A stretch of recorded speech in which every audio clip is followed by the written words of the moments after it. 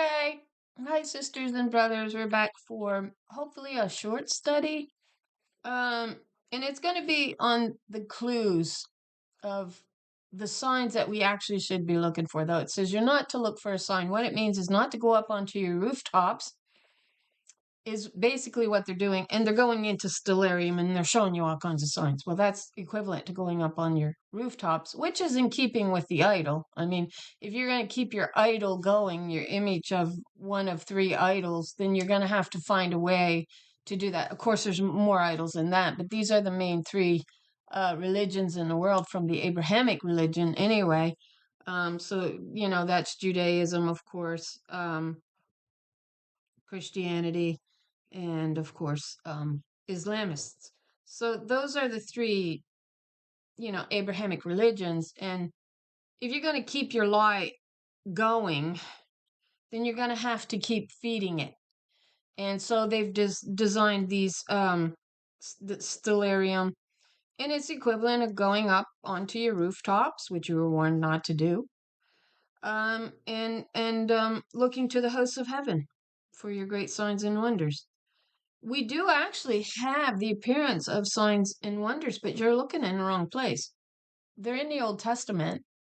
And we're going to draw a correlation here with the staff or the scepter, which belongs to Shiloh, which is between Judah's feet. And it says to the one to whom it belongs to. Well, the one to whom it belongs to is not named because it's for the one that's willing to do the work.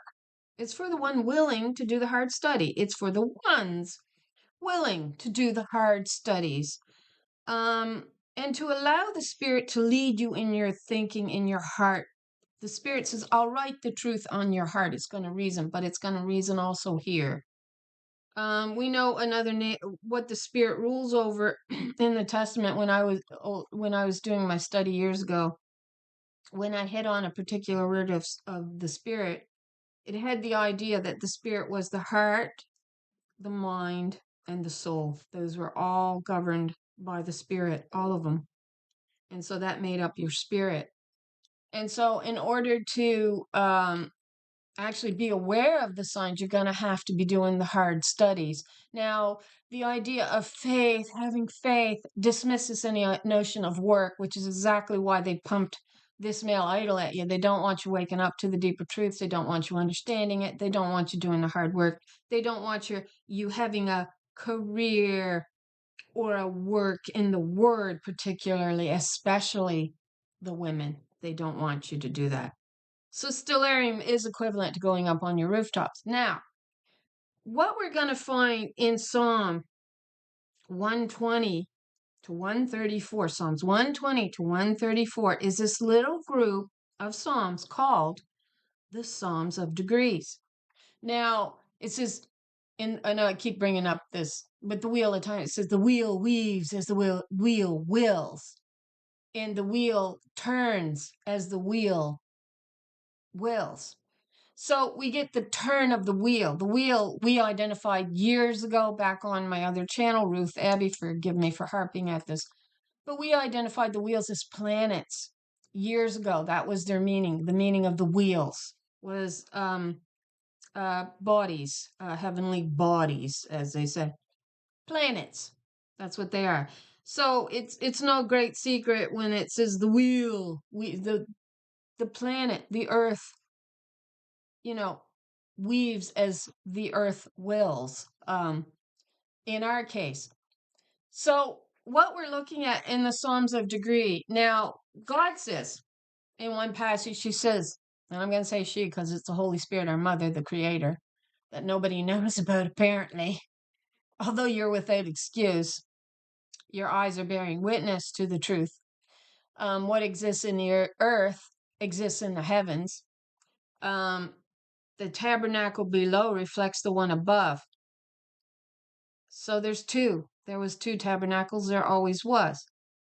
But we've been deceived, of course, into this religious lie and law system and idol of a man as God, which, of course, is identified as being built by multiple kingdoms and kings in Daniel 2. Now, we know this, so forgive me for rambling. So let's go and do a little study on this and see if we can ascertain actually what we're looking at for signs. Now, none it says save the sign of the Holy Spirit, basically. Sign of Jonah. Jonah means, so they're always doing this. They're always playing around with their words. But Jonah means dove. Dove means the Holy Spirit. So none but the sign of the Holy Spirit will be gave to you. Now, if there's one thing, their idol, they stick many words in the idol's mouth. And I think many of these words are founded on something of substance that are true. But one thing that Jesus says, and he ain't my head, he's not the church's head. He was never the church's head. But one thing he says right is he says, you can blaspheme the Son of Man, and you can actually get away with doing that. But you will not blaspheme the Holy One, which is not Jesus. It is not Allah. It is not Yahweh. You will not blaspheme the Holy One or the Holy Spirit when she shows up, because it's her law that you were to live by. So that's who we found them actually blaspheming, the daughter of Zion, in 2 Kings 19. And if there's one thing we know that Israel is referred to, and most will bypass this truth, is the woman's seed. So like in little clips of I Pet Goat, you get this girl in a lily white gown. Well, she's the woman's seed. That's what she's representing, Israel. And most don't seem to know that. And 2 of the tribes appear to be in freedom, while the other 10 are still trapped behind wires. Well, the 10 trapped behind the snare is identified as the feminine and your suffering servant aspect. And she suffers as the suffering servant, which is to travail and to bring forth her children, which is why the Holy One found in 2 Kings 19 says, the children have come to the birth and there is not strength to deliver. Now, the men completely wants to bypass this for their idol of a man because they're in love with that he pronoun. They began to prophesy through themselves. They began to prophesy through Baal. Baal's another name for your Lord, for your husband, who wants to, of course, play God. So what we know of the Psalms of Degree is she says, who shall ascend into my holy hill, she with clean hands and a pure heart? There's only one we can find in scriptures with a clean hand and a pure heart, and that is the Shulamite in Song of Songs. She says, when I get up to open the gate, open the door, my fingers drip with myrrh. That's an indication of clean hands. Then in Song of Songs 6:9, she is the pure one of her mother. It's her mother that births her. And no daddy formed. No, daddy don't form. The name for the creator, the meaning of the creator means to form and to create. And there's nobody else that can do that but Potter, the maker, the mother. That's the creator. So now we're going to go to the Psalms of Degree, because means return, O Shulamite. What might we see when the Shulamite returns? Now, if there's one thing we on this earth knows, now since moving to this house, I've been here for quite a few years now. I've noticed a change of where the sun sets, the sun rises, and I've noticed a change of where the moon goes down and comes up, and that's changed. That has changed. And there was a lot of talk online 7 years ago, 8 years ago. Most people were noticing it then, how the heavenly bodies were actually changing their location. And that is the true sign. That's the true sign of the Messiah, because we get it in the Psalms of Degrees. And when we're able to ascertain and understand why they're there and why they're called the Psalms of Degrees, then we're understanding the signs. And we, as the scepter, the ones to whom it belonged to, have actually done the hard work. If they don't want to listen, that's their problem. Really, that's not ours. We have trumpeted the truth. God says, if you've trumpeted the truth, there's nothing else you can do. They can either choose to hear it or leave it behind. And most, unfortunately, in the churches wants to listen to these lying Baal men on the pulpits who's preaching themselves, have no problem exalting himself as God. He has no problem. He has a lot of pride. And he is so clever. He has laid a snare and they have fell into it. God says, you will say, Lord, Lord, in those days, but I will not hear you. because you ain't done the hard work. You go, oh, it's just faith. That's it. There's nothing else I have to do. It's just faith, faith, faith. You better do your study. You better do your hard work. It's to the one to whom it belongs to.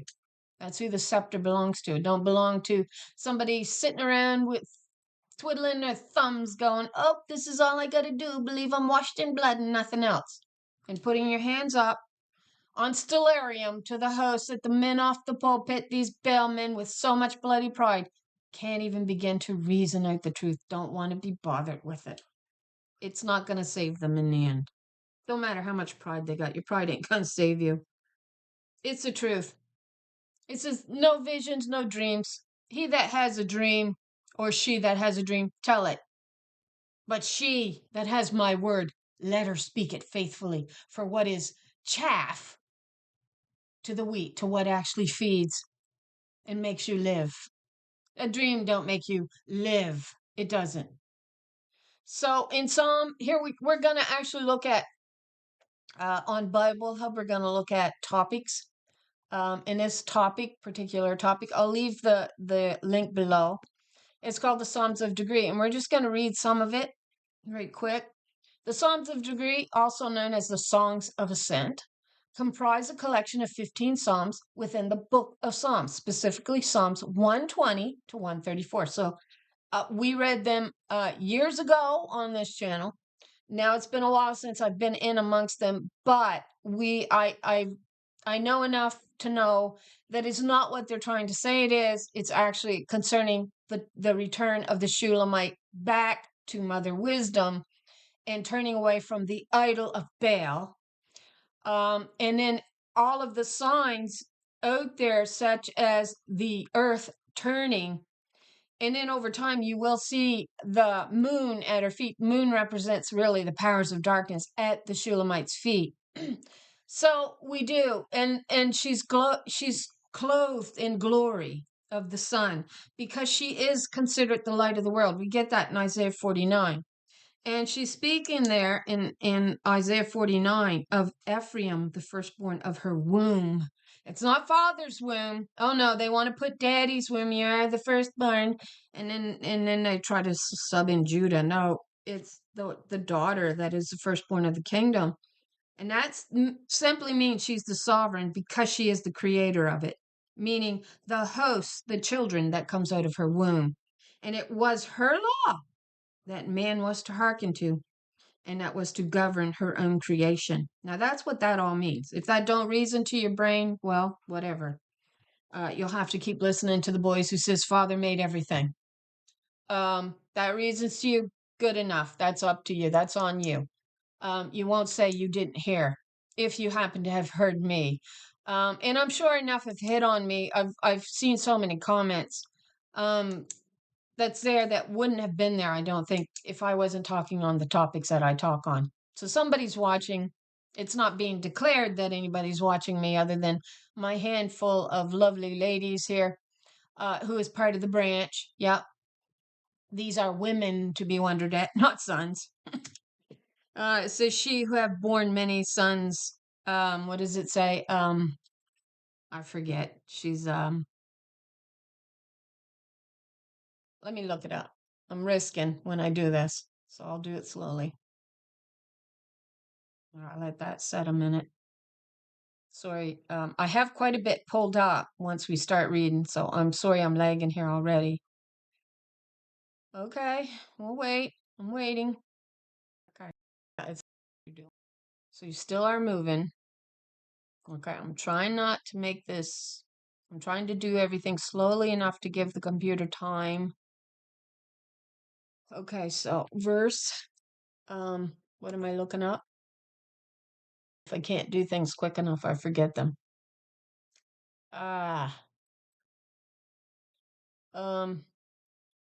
Okay, if I think of it, I'm sorry, if I think of it, I will pull it up later. So Songs of Degree, let's get moving. Also known as the Songs of Ascent. Ascent means to climb, comprise a collection of 15 psalms within the book of Psalms, specifically Psalms 120 to 134. These psalms hold a unique place in the Psalter due to their distinct purpose and usage in ancient Israelite worship and pilgrimage practices. Okay. So the term degree or ascent suggests a connection to the act of ascending. Yes, she's returning. Traditionally, these psalms are believed to have been sung by pilgrims traveling to Jerusalem for the three major feasts. Whatever. Um, it's simply not true. Another interpretation links these psalms to the 15 steps of the temple in Jerusalem. So again, we're getting the psalms of degree in the turn of the earth back in representation of the Shulamite, the virgin daughter, back to her mother's law system. Another interpretation links these psalms to the 15 steps of the temple in Jerusalem, where the Levites would sing them during certain ceremonies. Okay, so we want to get to this part. So the themes and the structures of these Psalms of degrees are characterized by their brevity and poetic simplicity. Yet they encompass a wide range of themes, including distress, yes, trust in God, joy, and the anticipation of divine blessing. They reflect the spiritual journey of the faithful. Yes, that would be us. We're faithful to the truth, not to the religious lie and law and lie of this idol of a man, moving from lamentation to praise and from earthly concerns to heavenly aspirations. That's what we have when we are seeking to study the actual word, rightly divide it. That's what the presence of God identified as this remnant of daughters. Yeah, they were known as the woman's seed, a core group of women who could part the admixture of lies known as the Red Sea, which then becomes allegorized as your wine on the table that you get drunk on and go to sleep in. We've studied all of this. And once we are able to rightly divide the word of truth, which is found only in a little book sealed up, so it's not, it the idea is that you're going to be working to find the little book because, well, I ain't got my Bible with me, but we all know it's about that thick, right? But it's to hit on the truth. And it is the Holy Spirit that's going to guide you when you hit key passages like she did me. When I hit key passages, she'd say, that's one, hold it in your mind. There was something about those passages that spoke to me of femininity as opposed to the masculine, which they want to say is Messiah only and God only and Creator only and all of this stuff. And yet we know that to rightly divide means to divide, part the Red Sea, which is an admixture of religious lie and law fed to us by our husbands, Baal. And so we know it's the presence of God that has to go in, do the hard study, and then she actually births her children because to part the admixture of the Red Sea means that it's actually allegorized as a birthing canal where she will lead her children out into um, great great fields of I can't think of the word I'm looking for. Um, uh, oh, I can't think of the word.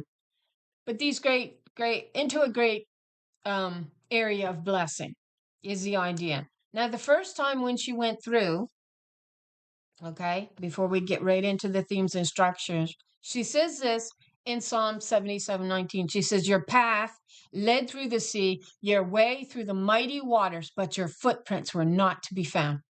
Now, I really like other renderings on this. It says, your path led through the sea, your way through the mighty waters, so that your footprints were not seen. Your road led through the sea, your pathway through the mighty waters, a pathway no one knew was there. Now we know whose pathway got covered over because it's told us in Isaiah 42. She says, long time have I held my peace. Now will I go forth as a travailing woman. I will destroy and devour, and I will lead you in pathways that you have not known, that you did not know was there.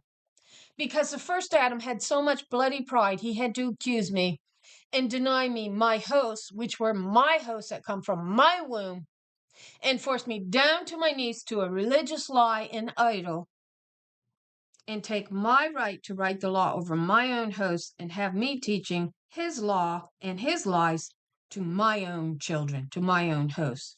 Now, if that don't reason, well, there's no hope for you, I guess. So your path led through the sea, your way through the mighty waters, but your footprints were not found. Link this passage found in Isaiah 77, not Isaiah, Psalm 77:19 to Isaiah 42, and to all of those core groups of Psalms found in Isaiah 41, 42, 43, 44. It's about the servant, the daughter of Israel. and her name was Israel, before Jacob wrestled her and stole her name. Well, she handed it over, I guess, in a sense, but not before she hamstrung him, which was a sign of an enemy. That's right. So, though they battled in the dream plane, it followed him right into the waking world. So, there's a lot here going on. So he says, "What's your name? What's your name?" Well, we're instructed. Samson's parents in the Old Testament, when the angel came to Samson's mother, yeah, it was the mother that gives birth, and yet he spoke to the father. Blah, blah. What a load of crap! The angel was addressing the mother there, but he asks the angel, "What's your name?" Wants to know the angel's name. And what does the angel say? What difference is my name? And you have no right to ask my name, right? He was told right there and then, and we're getting off track. It's funny how the Spirit leads you. And we did a study on this again in Ruth Abbey, where the father said, "What is your name?" Okay, I'm gonna risk it again. Forgive me if I'd have thought of any of these. Um,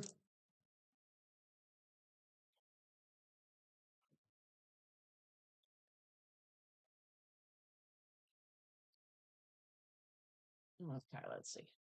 Let's see if we can find it.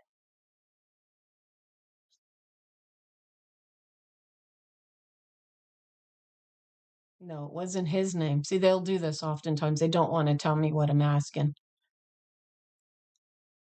Okay, yeah, it is there. Judges 13:17. Look at that. Judges 13:17. What does it say about angels? Then Manoah. So that was Samson's father's name. Manoah. Then Manoah said to the angel of the Lord, "What is your name? So that we may honor you when your word comes to pass." Then Manoah inquired of the angel of the Lord, "What is your name? So that we may honor you when your word comes true." But, so I'm going to have to go right in. I hope my camera don't mess up here. So the angel here, kind of, I can't think of the word, scolds him. "Why do you ask on into your own thought, your own thinking, allowing the Spirit to lead you and guide you into the truth, so that you can part that admixture beyond truly, and you're not permitted to ask an angel their name." But we also understood, we on this channel, when we were studying the book of wisdom in the I was gonna say in the apothecary, in the Septuagint, not the Septuagint, in the Apocrypha, I'll get it. That we get Uriel saying to Ezra, "How can I tell you heavenly things when you don't even understand how your earthly things work? You don't even realize it's your mother that gives life to you. You think it's your daddy that does it. You give all glory to your Father. How can I tell you of heavenly things when you're so down in idol worship that you can't understand the simple things?" That's basically what Uriel was saying. So Uriel actually breaks down three, or gives three of the riddles to Ezra and says, "Well, if you can break these down," and I can't remember how it all goes. So we actually took a look at those, and we actually broke them down, is what we did. And it is that simple. You know, Uriel was saying, "You can't even understand the simple things of your world. Or are you ever going to understand simple, since my name is beyond comprehension?" Her name would have been beyond comprehension because it would have been feminine, number one. I wonder if that ain't the exact reason why she says that there. It would be beyond your comprehension. Just simply beyond it. Because all the angels are sexless, but they're all male when you get right down to it, because they say he. So he was told here, you don't ask an angel's name.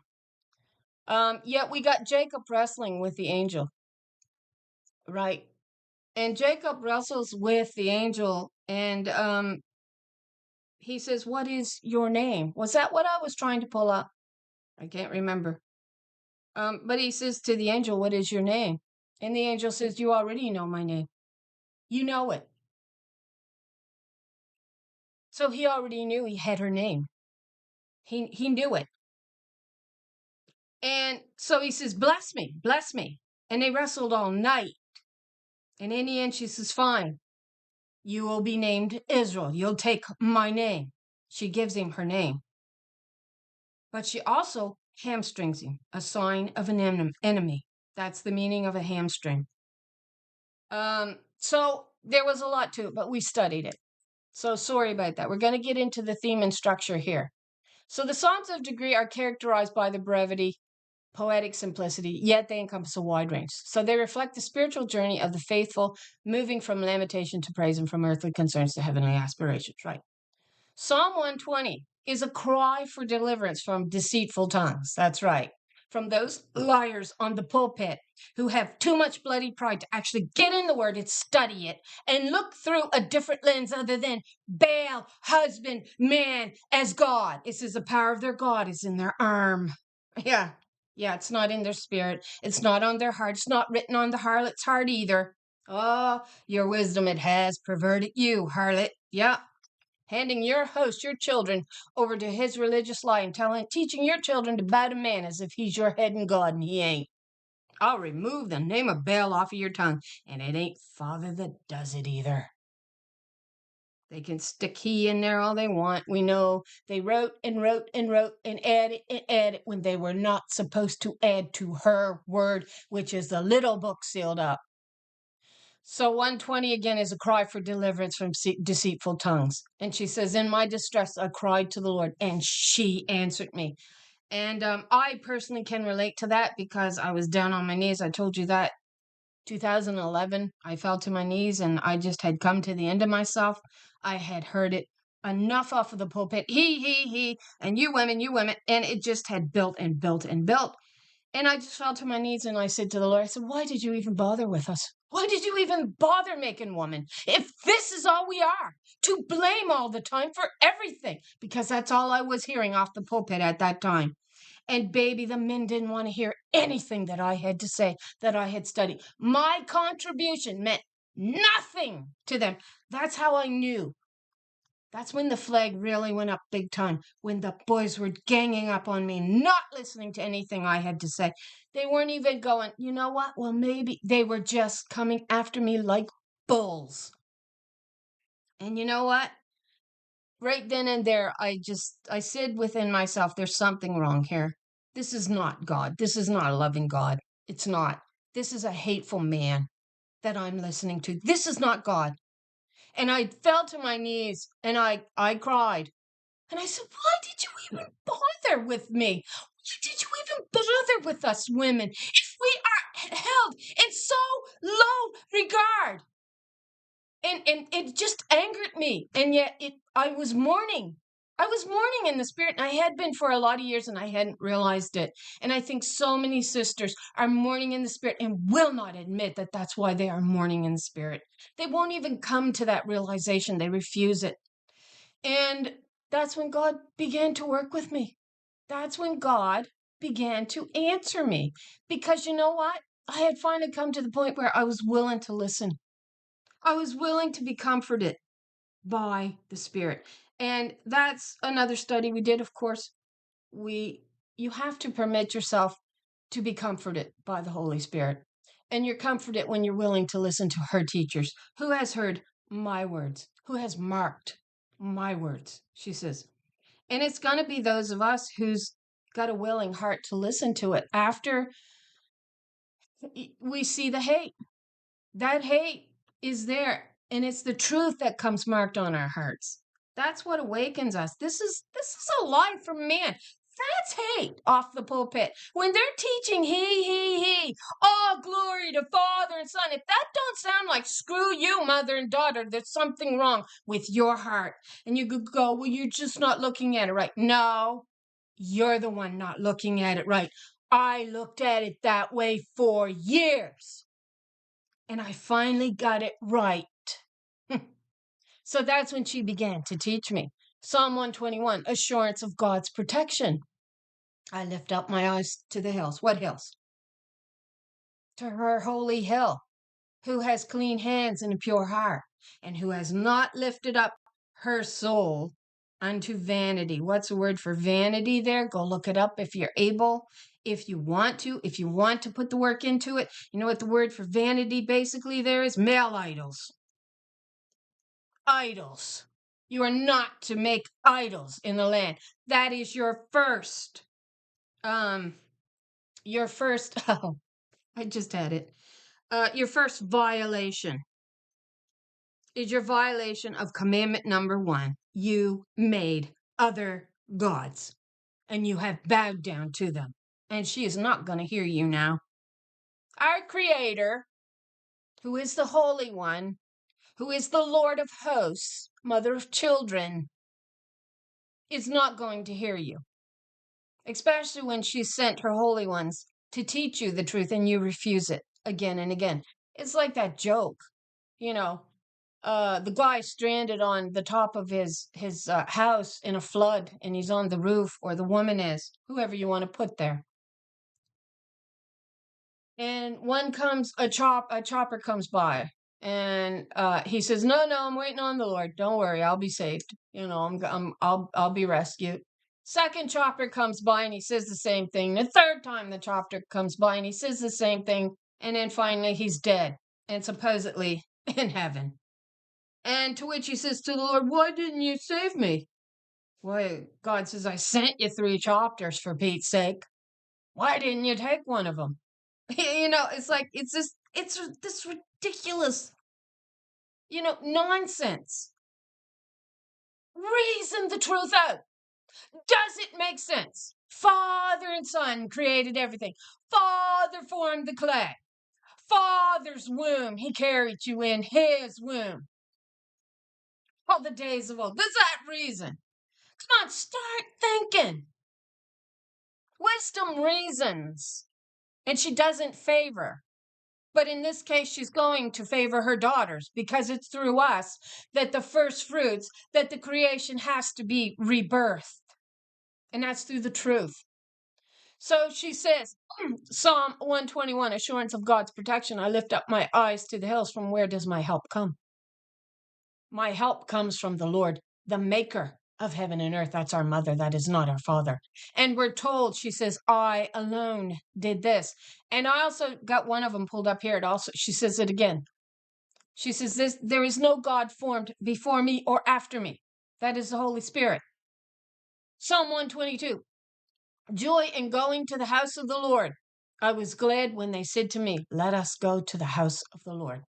And she was, but we find her being backstabbed in Psalm 150. She says, daily we walk to the house of God together, and you stab me in the back.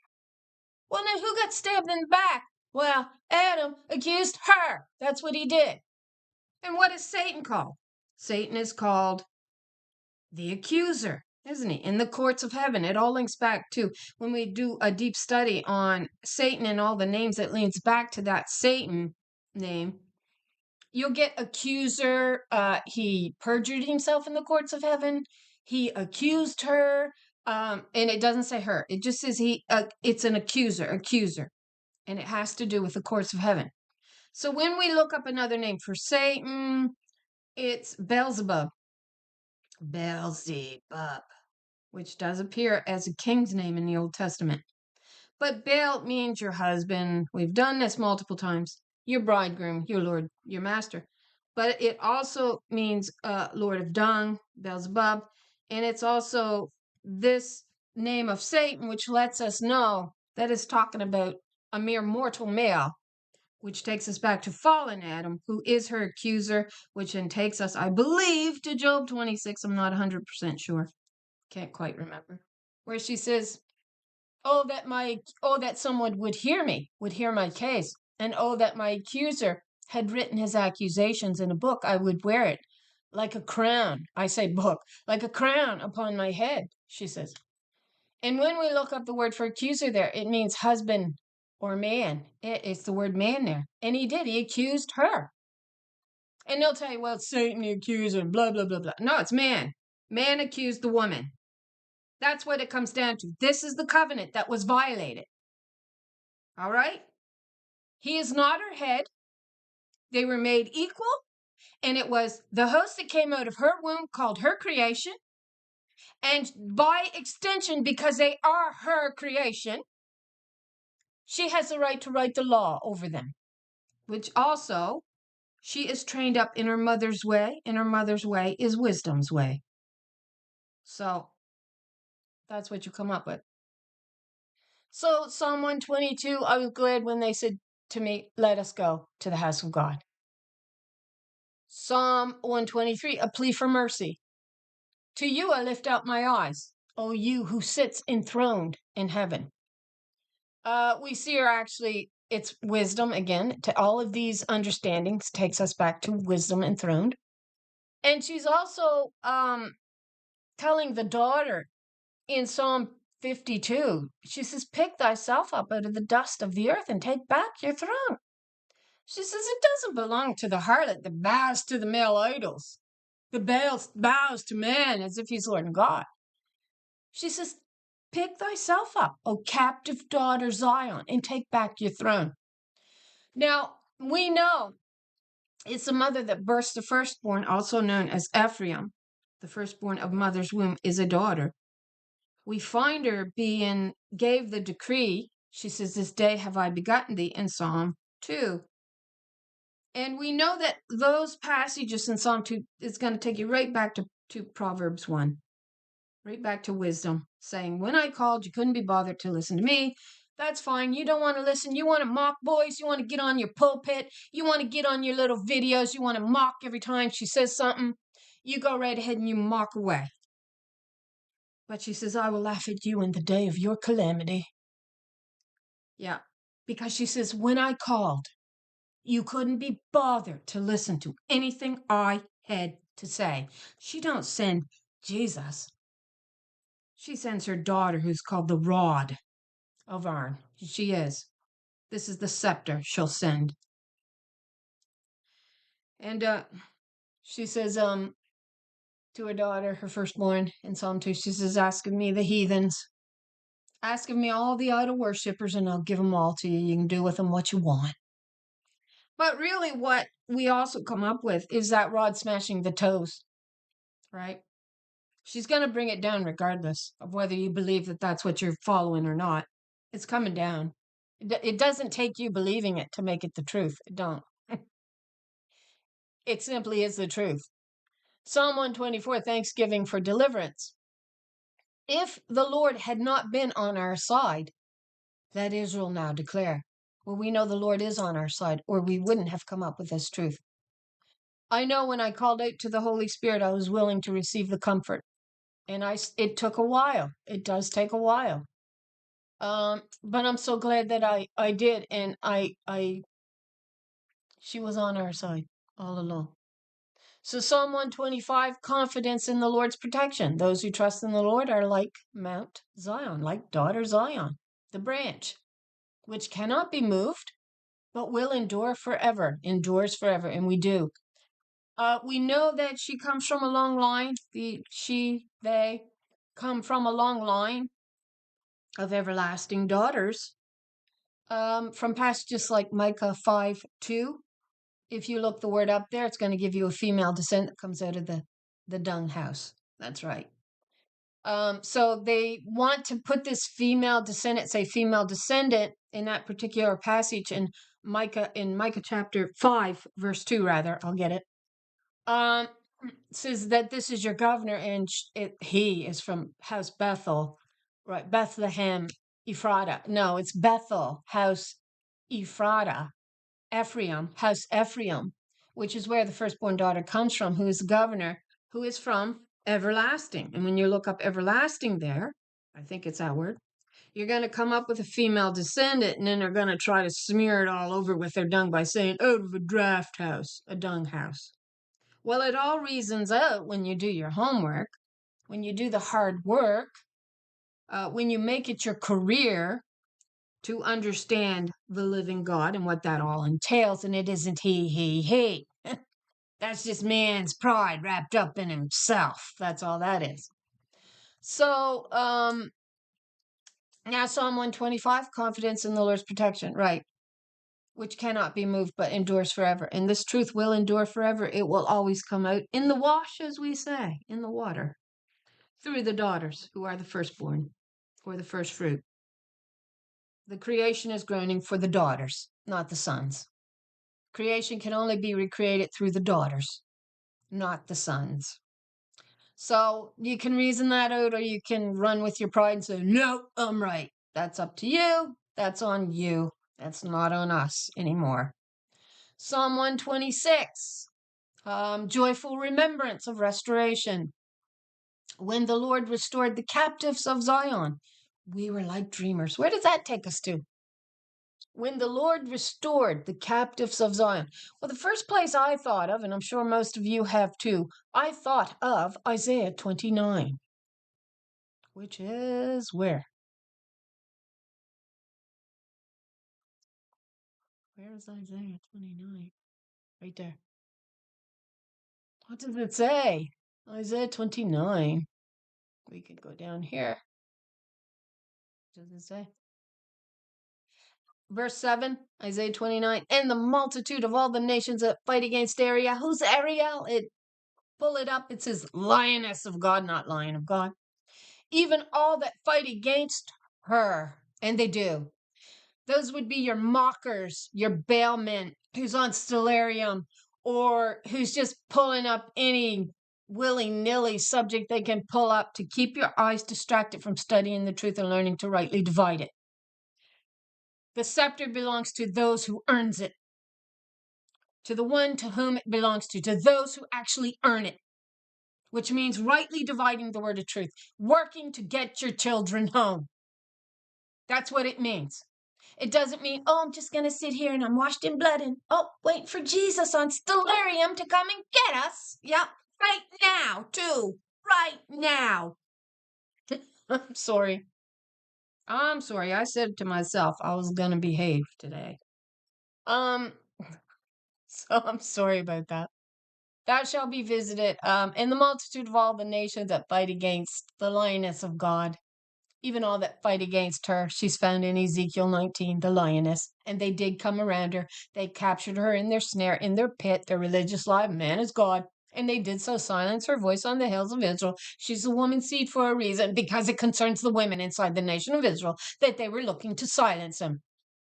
Even all that fight against her and her monition and that distress her shall be as a dream of a night vision. So I don't know. Does somebody have a way to understand that? Because we get Jacob wrestling with her, and it was in the dream plane. Obviously, from what they say, he was asleep and had a dream. But then when he awakes, Jacob has this limp from where she hamstrung him. So what does that mean?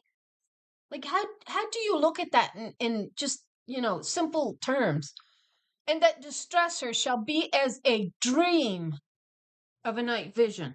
So my brain can't seem to compute how to put them two aspects together. Are we still in, we get the idea of a nightmare. She's in a nightmare, yes. But Jacob supposedly woke up and had his limp. I don't know. I don't know how to really look at that. We're in a nightmare, yes. And we are slowly promised that we're going to awaken from that nightmare because of Romans 9. We looked at that. And we may get into that in a minute the further we go here. So it shall even be as when a hungry man dreameth, and behold, he eateth. So this may explain it. But he awaketh, and his soul is empty. And it was. We, I don't know. We have not awakened. I guess we have. The largest mass, people haven't awakened. So we're not thirsty and we're not hungry because we've awakened. We're the few that's awakened. And behold, he drinketh, but he awaketh, and behold, he is faint, and his soul hath appetite. So shall the multitude of all the nations be that fight against Mount Zion. So, excuse me, my eye is bothering me. It's stinging. Stay yourselves and wonder, cry ye out and cry. They are drunken, but not with wine. They stagger, but not with strong drink. So this is where we get the allegorization of what you got drunk on was actually the religious lie and religious doctrine, though it's called wine on your table. So though you stay yourselves and wonder, cry ye and cry, they are drunken, but not with wine. They stagger. We also saw you will be astonished and you will stagger at what he will do with your under his law system, what he will be willing to do to you. We see what man does to woman under his law. He is willing to do everything, even murder you. And so we see what he does under his law system. And we see in the prior verse, I think, yeah, in not prior verse, but in the prior chapter in Isaiah 28, where the priests are getting drunk on their own wine on the table. They're drunk on their own power, this religious lie that they actually beat into the woman through great violence, we're told. And anybody who opposed this idea of a male God, well, we know that that's what religion did. It really went after anybody that they had considered apostates or into the esoteric or I can't think of the word I'm looking for, but they really went after them, pursued them, and really just murdered them, killed them, because they didn't believe in the religious law and law system. And if you didn't believe in that, then you were going to be made, you know, uh, oh, somebody that they were going to pursue after. I get it today. So for the Lord has poured out upon you the spirit of deep sleep. Where am I? And hath closed your eyes. The prophets and your rulers, seers, has she covered. And she did. And the visions of all is become unto you as the words of a book that is sealed, which men deliver to one that is learned, saying, read this, I pray thee. And he saith, I cannot, for it is sealed. And indeed it is. It's sealed to the men. Oh, that was it. She that bore many sons. I couldn't think of the word, right? Oh, and it's working right now. Verse. She that bore many sons. Yeah. I don't know if it's a crap. No, can do. Okay, it's not moving. Anyway, it says she that bore many sons. This is a good